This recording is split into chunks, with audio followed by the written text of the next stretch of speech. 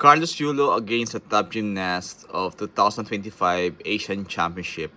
Narito talaga ang Team Japan na matindi makakalaban ni Carlos Yulo sa all-around. Si Okachinosuke na siya ay Paris Olympics gold sa all-around at si Chonogay Tomaharo ng Japan na kung saan si Chonogay naman is nag-gold sa parallel bar and also sa horizontal bar.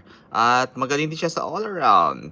Nariyan din si Kazuma Kaya ng Japan na magaling din sa all-around. Kumbaga si Kazuma Kaya is second sa qualification noong World Championship 2023. So matitindi ang mga makakalaban ni Carlos Yulo sa all-around. Suntak sa buwan kung magiging gold siya sa all-around. Kasi mga nakaraang World Asian Championship from 2022 to 2023, silver si Carlos Yulo sa all-around. While ng 2024 Asian Championship, gold naman siya kasi wala doon yung Team Japan.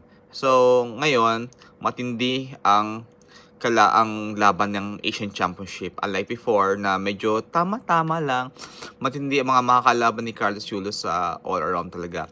Sa floor naman is matindi din ang makakalaban niya kasi nariyan si Milad Karimi ng Kazakhstan. So, hindi tayo magiging kampante na, kakayanin ni Carlos Yulo. Pero itong performance niya ito yung performance ni Carlos Yulo noong 2024 Asian Championship. So, we hope for the best for Carlos Yulo.